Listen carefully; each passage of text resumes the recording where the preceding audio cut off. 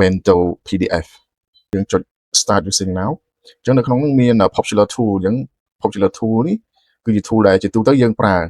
អ្នកប្រើប្រាស់នៅតាមការិយាល័យមួយចំនួនដែលគាត់ប្រើណាគាត់មានប្រើច្រើនទាំងខ្ញុំទាំងគេយើងប្រើទៅត្រឹមតែ merge file បបែក file ហើយនឹង compress file ហ្នឹងឲ្យវាទំហំវាធំឲ្យរៀងតូចតិចតោះគ្នាយើងណាដែលអត់មាន PDF license ប្រើណា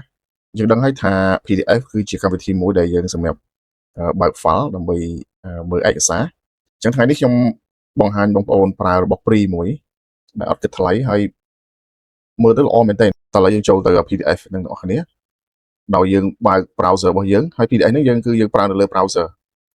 អញ្ចឹងយើងវាយពាក្យថា bento pdf.com មកអញ្ចឹងនៅក្នុង PDF នេះយើងប្រើសុវត្ថិភាពបងប្អូនយើងអត់មានបារម្ភយើងចុច about នេះយើងមើលទៅ policy privacy ឯកជនភាពនេះគឺ PDF នេះគេដាក់ច្បាស់ហ្មងមានន័យថាក្រុមហ៊ុនឬក៏ bento PDF ហ្នឹងគឺគាត់ការពារឯកជនភាពរបស់យើងនេះហើយ file របស់យើងជារបស់យើងអញ្ចឹងក្រុមហ៊ុនមួយហ្នឹងអត់មានទៅបើកមើលឯកសាររបស់យើងដែលយើង upload ទៅហ្នឹងប្រើនៅលើ website មួយហ្នឹងឬចូលទៅប្រើឬក៏គឺ store ទុកឯកសារហ្នឹងឬក៏ចែកលេខឯកសារដែលយើងបាន upload ចូលទេពួក PDF ទាំងអស់ហ្នឹងគឺដំណើរការនៅលើ computer របស់យើងដោយវាធ្វើការតែនៅលើ browser របស់យើងកំពុងតែ load នឹងទេ access ចូលទៅនឹងទេហើយវាជា open source បងប្អូនងាយស្រួលមែនតើវាល្អទាំងវា open source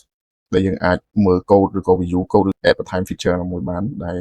ជា developer ដែលគាត់អាចធ្វើបានណាតែយើងអត់ចាំបាច់និយាយទៅដល់នោះទេព្រោះយើងជាអ្នកប្រើប្រាស់ហើយអញ្ចឹង PDF ហ្នឹងគឺវាមាន privacy policy របស់គេកន្លែងហ្នឹងបងប្អូនគឺល្អមែនទែនមានតាំងពី third party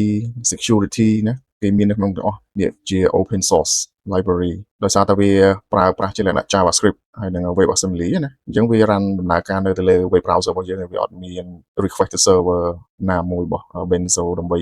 ឆែកមើល file របស់យើងហើយបោះត្រឡប់អីមកវិញគឺអត់ទេគឺវាធ្វើការនៅលើ web browser ហ្នឹងតែម្ដងហើយមានchildren privacy ទៀតឯកជនភាពអ្នកក្មេងទៀតអូខេយើងតោះយើងទៅអញ្ចឹងពេលយើងបើកទាំងនេះមកចុចមក home វិញមកវានឹងលុបទាំងនេះអញ្ចឹងយើងចុច start using now អញ្ចឹងនៅក្នុងនោះមាន popular tool អញ្ចឹង popular tool នេះគឺជា tool ដែលជាទូទៅយើងប្រើអ្នកប្រើប្រាស់នៅតាមការិយាល័យមួយចំនួនដែលគាត់ប្រើណាគាត់មានប្រើច្រើនទាំងខ្ញុំទាំងគេយើងប្រើទៅត្រឹមតែ merge file បបែក file ហើយនឹង compress file ហ្នឹងឲ្យវាទំហំវាធំឲ្យរៀងតូចតិចសម្រាប់ឲ្យយើង attach ចូលទៅ email អីចឹងណាហើយនឹងយើង edit PDF ហ្នឹងហើយអានេះមាន convert វាមាន convert មានដាក់convert រូបភាពទៅ PDF យើងអាចដាក់ signature បានយើងអាច crop ទៀត crop ទៅលើ PDF ហ្នឹងហើយយើង extract មានន័យថាយើងចង់បបែកមួយ page ផ្សេងបានមានច្រើនបងប្អូននៅក្នុងនេះ edit ហើយនឹង annotate នេះវាមានច្រើនមាន edit bookmark table page number យើងអាច convert color យើងដាក់ header footer យើងអាច convert ទៅ PDF ដូចជា convert ពីរូបភាពទៅ PDF ណាពីរូបភាព JPG PNG ពីរូបភាពដែលយើង save ចេញមកពី web ទៅជា PDF ហើយយើងអាច save SVG នេះទៅជា PDF ច្រើនមែនទែនហើយ free តែម្ដងប្រើនេះយើងអាច convert ទៅ PDF ដូចជាពី PDF ទៅរូបភាព JPG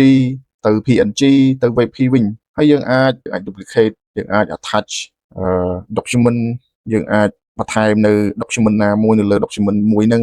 ហើយយើងអាច encrypt PDF បានទៀតបងប្អូនមានថាយើងអាចដាក់ password បានណាដើម្បីឲ្យសុវត្ថិភាពនៅឯកសាររបស់យើងដូចថាយើងចង់ផ្ញើឯកសារមួយជា PDF ទៅន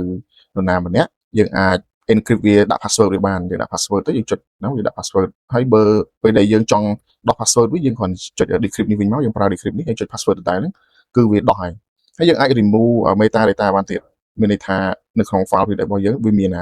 ព័ត៌មាន metadata របស់យើងជា author ជាអ្នកណាឈ្មោះអីប្រហែលមេ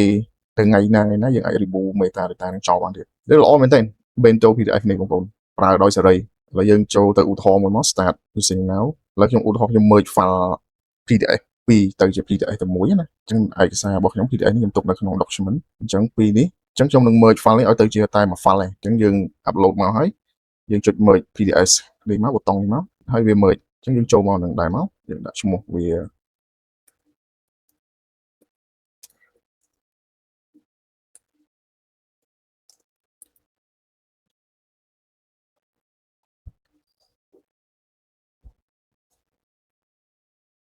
នេះជា PDF ដែលពីរ file មកយើង merge មក file បងប្អូននេះហ្នឹងវីដេអូហ្នឹងមានតែប៉ុណ្្នឹងបងប្អូនអញ្ចឹងបើបងប្អូនគិតថាវីដេអូនេះមានប្រយោជន៍បងប្អូនជួយ subscribe ផង ហើយនឹងធ្វើការចែករំលែកឲ្យបងប្អូនយើងផ្សេងៗទៀតដែលបានដឹងហ្នឹងហើយគាត់ជាទូទៅមនុស្សភាគច្រើននៅកន្លែងការងារយើងត្រូវការ PDF ដើម្បីសម្រាប់ merge ហើយនឹង street file ហ្នឹងហើយនឹង edit សម្រាប់ដាក់យើងអាចដាក់ជា text box ឬក៏ edit form បង្កើត form បង្កើតអីជា PDF បានណាហ្នឹងហើយបងប្អូនគាត់មានតែប៉ុណ្្នឹងទេវីដេអូ complete ជួយ subscribe ផង